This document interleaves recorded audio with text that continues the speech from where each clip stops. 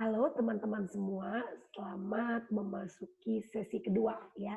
Kalau tadi teman-teman sudah diajak belajar tentang bagaimana kita melihat potensi kita dan mengembangkan diri kita, di sesi yang kedua ini teman-teman akan diajak belajar menjadi orang-orang yang punya pola berpikir yang kritis gitu ya. Saya coba Bu Ida akan share screen dulu supaya kita bisa sama-sama lihat gitu ya.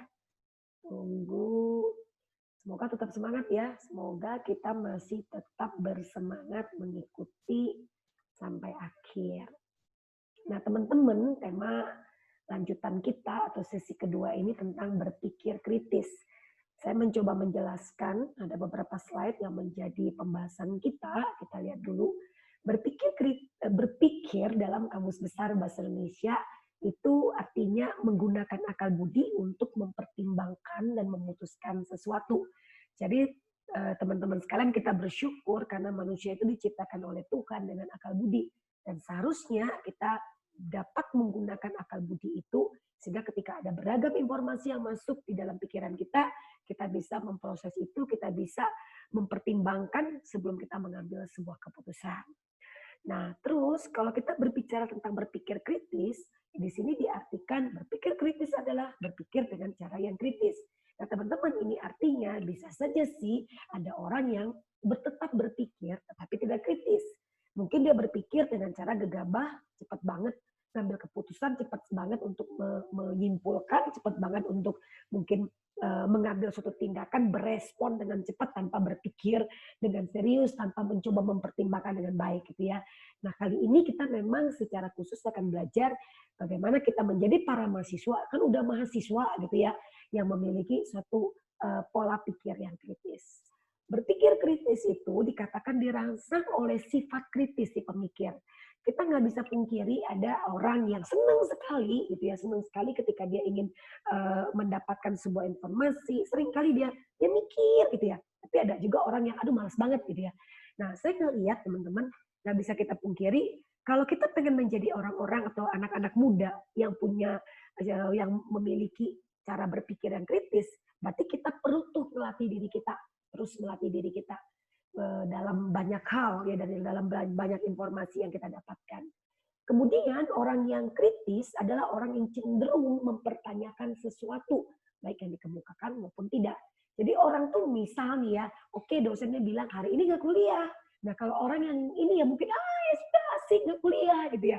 Tapi orang yang berpikir kritis akan berpikir, loh kenapa? Emang dosennya kemana gitu ya? Emang ada apa? Kalau dosennya nggak bisa ngajar, apakah sakit, apakah apa gitu ya? Dia cenderung mempertanyakan sesuatu. Orang yang kritis itu peka terhadap keganjilan atau ketidaklaziman. Misal gitu ya, dia punya seorang teman yang ngomong terus nyerocos gitu ya, yang pokoknya bawel dah ya, kayak gua dong ya. Nah, terus tiba-tiba diem gitu lah. Orang kritis akan langsung mempertanyakan, kenapa ya? Kenapa teman ini yang sekarang ini tiba-tiba diam, nggak seperti biasanya gitu ya. Jadi dia juga peka melihat lingkungan sekitarnya. Kemudian dikatakan karena sering bertanya, maka orang kritis akan selalu mencari jawaban melalui berpikir dan mengumpulkan informasi.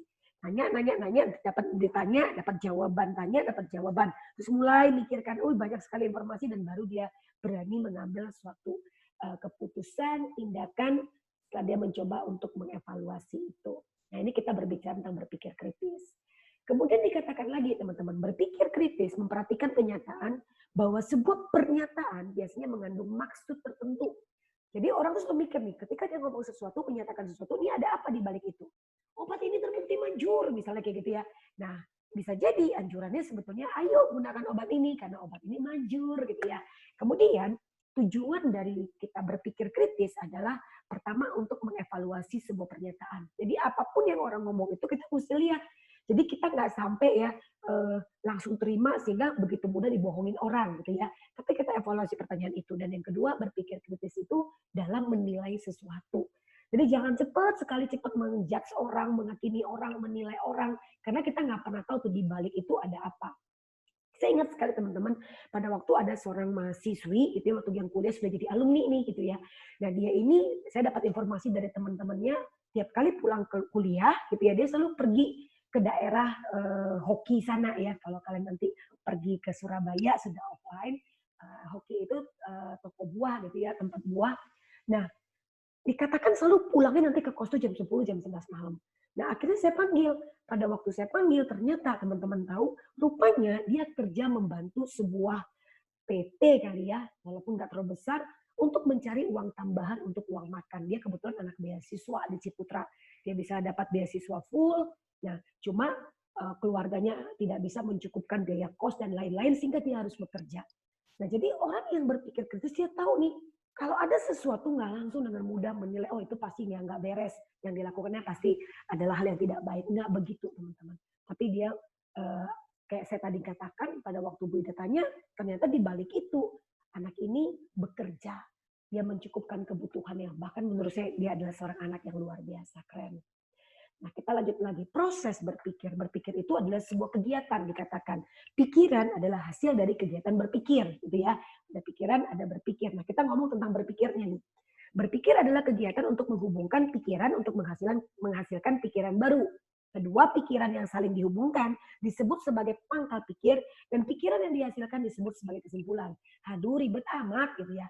Misalnya kayak gini teman-teman. Teman-teman pada waktu sebelum masuk ke UC, kan kita dikenal nih Universitas Ciputra dikenal dengan entrepreneurship-nya.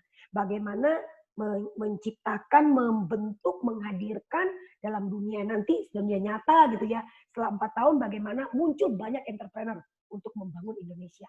Tapi ketika teman-teman masuk, teman-teman mulai ngelihat, ternyata bukan hanya entrepreneur, tapi Ciputra juga ada intrapreneurnya yang sama-sama dibentuk menjadi orang yang membawa dampak bagi sekitarnya. Jadi sehingga kamu bisa menyimpulkan, oh Ciputra hadir saat ini gitu ya, membentuk para entrepreneur dan para intrapreneur. Nah kemudian teman-teman karena kegiatan berpikir berlangsung terus-menerus dalam kehidupan seseorang, maka suatu pikiran yang semula merupakan kesimpulan proses berpikir yang lalu dapat digunakan sebagai pangkal pikir bagi kegiatan berpikir selanjutnya. Jadi misal nih, kita ingat bahwa di UC itu menciptakan entrepreneur yang selalu menekankan ya salah satu cirinya kan adalah bagaimana setiap melakukan apapun selalu memikirkan dampak yang dibawa. Tapi ketika kamu sudah masuk di UC ini belajar lagi, ternyata seorang entrepreneur ataupun intrapreneur harus memiliki satu semangat gitu ya, satu jiwa yang tidak pernah menyerah dengan masalah. Tapi bagaimana menjadikan masalah itu sebagai peluang. Nah, kamu dapat lagi tuh. Oh, berarti tidak hanya menjadi seorang entrepreneur atau intrapreneur yang membawa dampak positif, tapi juga nih bagaimana menjadikan masalah sebagai peluang dan lain sebagainya, gitu ya. Kita lanjut lagi. Proses berpikir gitu ya. Dalam proses berpikir juga dapat dipengaruhi oleh persepsi seseorang. Teman-teman nggak bisa tidak, kita ini dipengaruhi, kita juga punya latar belakang persepsi cara pandang yang berbeda-beda, teman-teman. Di sini dikatakan persepsi adalah suatu proses yang membentuk cara pandang seseorang terhadap sesuatu yang dipengaruhi oleh peristiwa atau pengalaman di masa lampau. Persepsi yang keliru bisa menghasilkan kesimpulan yang keliru juga. Misal teman-teman, kalian punya pengalaman dirampok orang Batak di Jakarta, misalnya. Saya kasih contoh orang Batak karena saya orang Batak gitu ya. Nah, terus kamu punya teman satu lagi nih, gitu. Misalnya teman yang satu ini juga ternyata dia pernah mengalami perampokan dan juga orang Batak misalnya. Terus kamu simpulkan, semua orang Batak di Jakarta adalah perampok. Ya enggak dong, keluarga gue di Jakarta banyak banget dan tidak perampok gitu ya. Nah, jadi hati-hati teman-teman, hati-hati persepsi kita, cara pandang kita yang dipengaruhi oleh masa lalu itu bisa akhirnya menghalangi kita untuk kritis terhadap sesuatu hal. Ya, nah itu satu. Terus kita lanjut lagi. Selain persepsi yang negatif yang juga bisa menghasilkan cara berpikir kita yang juga negatif gitu ya. Kita juga melihat bahwa ternyata di dalam proses berpikir kita juga ada hal-hal tentang kesalahan dalam berpikir, teman-teman. Satu misalnya kegagalan untuk melihat adanya kemungkinan penafsiran lain. Jadi maksudnya kesalahan berpikir yang pertama kegagalan untuk melihat adanya kemungkinan penafsiran lain. Misal sekarang saya bacakan, saya melihat petani dengan menggunakan teropong. Apa yang saudara pikirkan? Saya melihat petani dengan menggunakan teropong. Orang bisa mikir gini nih, berarti saya pakai teropong untuk melihat petani. Benar nggak? Tapi bisa juga dong ada hal yang kedua, artinya saya melihat petani dengan yang sedang menggunakan teropong. Bisa saja kan? Jadi bisa dua arti. Saya melihat petani dengan menggunakan teropong, saya melihat petani menggunakan teropong. Jadi petaninya yang pakai teropong, bukan sayanya kan kayak gitu. Nah teman-teman hati-hati. bahwa di dalam kita ngelihat sesuatu, dalam pernyataan-pernyataan sesuatu, dalam melihat banyak informasi di sekitar kita, kita mesti lihat bahwa ada banyak penafsiran di balik itu semua. Ada banyak orang cara memandang setiap orang itu bisa berbeda-beda. Kemudian apalagi kecenderungan menyamaratakan gitu ya. Oh, misal gitu ya. Orang-orang misalnya saya misalnya punya banyak teman yang beberapa orang Jawa Tengah. Orang Jawa Tengah kan adalah orang yang kadang-kadang gak berani tuh mengungkapin isi hatinya. Tapi kadang kadang nggak berani ngomong ke kita, kadang ngomong ke orang lain. Kan saya nggak bisa nyimpulkan bahwa semua orang Jawa Tengah misalnya adalah orang yang memang di depan kita nggak berani ngomong di depan kita, tapi ngomongin di belakang kita. Nah, kita nggak bisa ngomong kayak gitu juga dong, gitu loh. Karena apa? Orang yang kayak gitu juga bukannya orang Jawa Tengah, orang Batak yang kayak gitu juga ada, orang lain juga banyak kayak gitu ya. Nah, hati-hati teman-teman. Kemudian kegagalan melihat kemungkinan lain, gitu ya. Jadi kadang-kadang kita nggak misal nih, contoh ya, orientasi mahasiswa itu, misalnya ada penilaian, OWIK itu menyenangkan. Ada yang bilang OWIK itu banyak, maksudnya berat ya, tugasnya banyak. Nah, coba kita lagi, perlu kita, kalau orang yang berpikir kritis nggak mau stop di situ, dia kan tanya lagi, maksud kamu menyenangkan apa? Jangan-jangan nih ya, OWIK itu menyenangkan, walaupun tugasnya banyak dan berat. Jangan-jangan yang kedua juga ngomong, OWIK itu berat, tapi menyenangkan gitu. Nah, kita nggak tahu gitu teman-teman. Jadi kita mesti belajar bahwa harus kita lihat bahwa dalam banyak hal itu ada kemungkinan-kemungkinan lain yang mungkin bisa jadi berbeda dengan kita. Kemudian kegagalan menyingkirkan pengaruh emosi. Hati-hati teman-teman, kadang-kadang kita nggak bisa lagi berpikir kritis. Misal nih contoh ya, kita nilai kita jelek, terus kita langsung berpikir, ini kayaknya dosennya nggak suka sama gue nih, karena kayaknya dosennya itu sama saya udah apa namanya, sudah tidak objektif lagi nih. Nah, kita dengan mudah mengatakan demikian mungkin karena kita dipengaruhi oleh emosi kita. Kemudian kegagalan dalam penalaran, logikanya nggak nyambung gitu ya. Jadi kita ngeliat bahwa apa namanya, ada dalam banyak hal itu kan kita mesti teliti lagi, kita mesti lihat lagi ini logis nggak sih gitu ya. Nah, kalau orang dalam penalaran nggak nyambung, nah bisa jadi akibatnya jadi kacau balau ke bawahnya semua gitu ya. Nah, kemudian apa? Kegagalan dalam mengenali kenyataan. Dalam arti teman-teman ini memang sama kayak misalnya saat ini pra LDK misalnya, pra LDK ini kami mau menyampaikan misalnya, oh pra LDK kita ini sukses atau tidak. Nah, kita agak kesulitan kalau kami tidak punya alat ukur yang akurat untuk bisa ngelihat apakah pra LDK ini sukses atau tidak, gitu ya.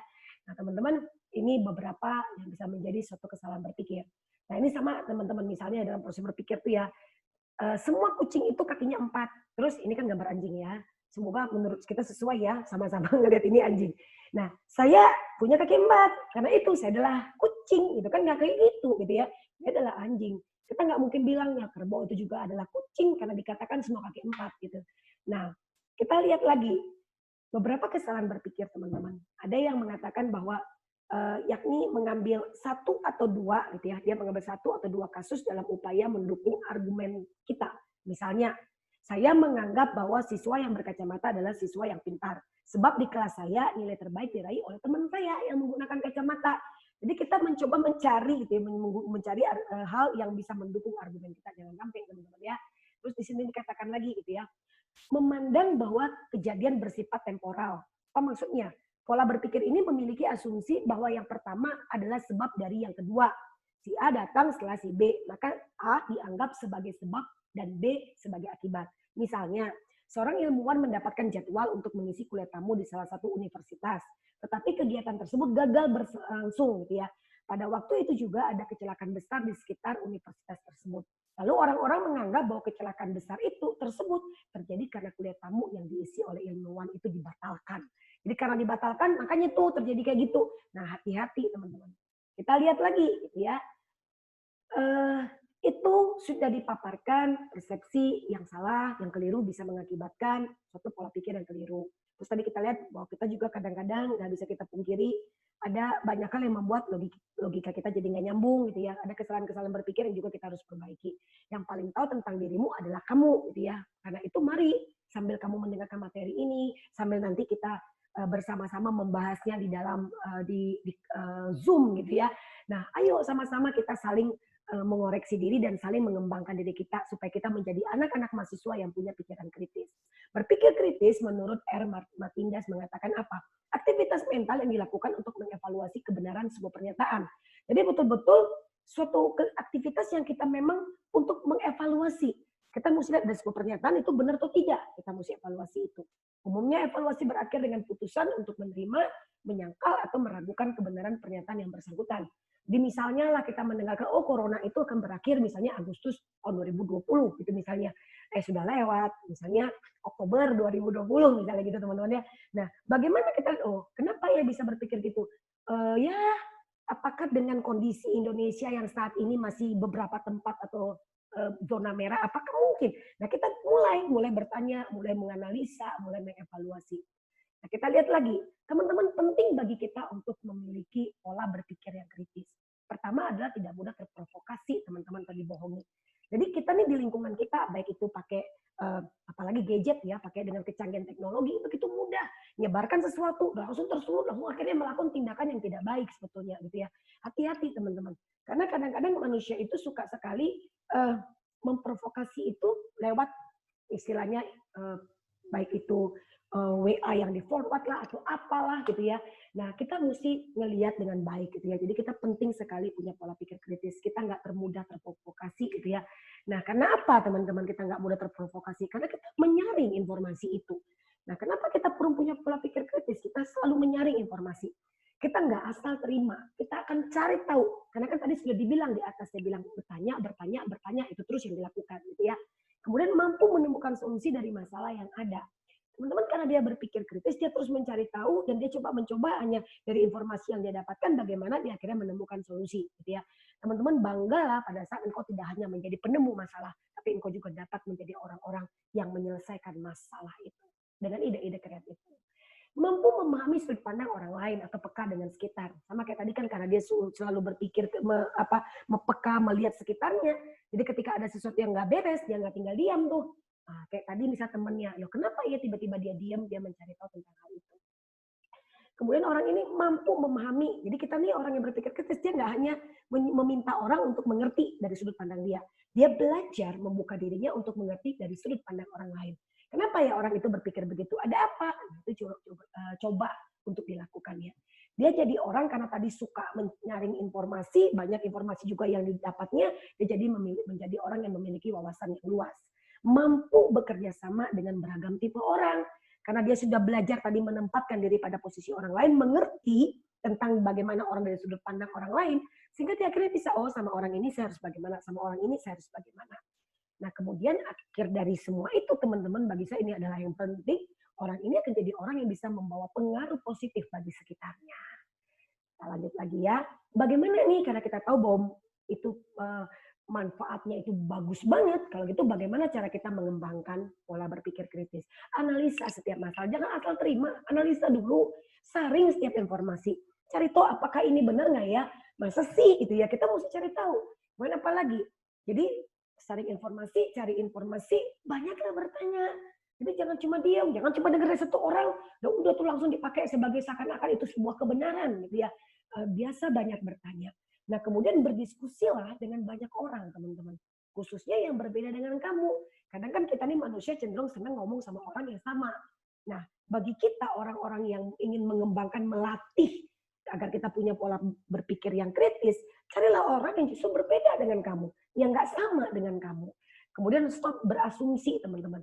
Aduh asumsi itu akan jahat banget. Sekali kita berasumsi, kan asumsi itu belum tentu kebenarannya. Itu bisa membuat akhirnya ke bawahnya itu, ke belakang itu seterusnya itu akan jadi tidak baik. Belajar memahami cara pandang atau persepsi orang lain. Nah tadi karena saya bilang kan orang itu kalau orang berpikir kritis itu positifnya adalah dia bisa mengerti cara pandang atau persepsi orang lain gitu ya. Dia bisa menempatkan pada posisi orang lain. Karena itu kita mesti belajar tuh, oh ada macam-macam orang nih dengan cara pandangnya sendiri, dengan pola pikirnya sendiri. Nah kita belajar. Milikilah pikiran terbuka. Ayo teman-teman kita, buka pikiran kita, buka wawasan kita, belajar menerima masukan. Belajar untuk melihat bahwa ya mungkin hari ini saya ngerasa punya yang saya pahami paling benar. Tapi mungkin kita juga mesti belajar, oh berarti ada nih yang bisa memperlengkapi kita, gitu ya.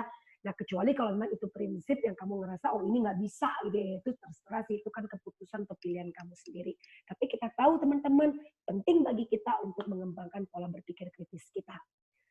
Karena itu terakhir teman-teman kembangkan pola berpikir kritismu sehingga hidupmu membawa dampak positif bagi sekitarmu. Kamu tidak hanya melihat hal positif tetapi kamu dapat melihat secara positif. Melihat hal positif adalah mencari hal-hal yang baik saja. Melihat secara positif adalah melihat hal-hal baik maupun tidak baik sebagai proses menjadikanmu pribadi yang baik. Terima kasih teman-teman, selamat mengikuti dalam diskusi-diskusi kita selama ada 4 tema. Semoga teman-teman dapat mempersiapkan diri, ya, membentuk dirimu. Ini kan udah dibilang pra-latihan dasar, berarti ini awal sekali untuk membentuk teman-teman menjadi calon-calon pemimpin masa depan yang menjadi berkat, berdampak bagi banyak orang. Terima kasih.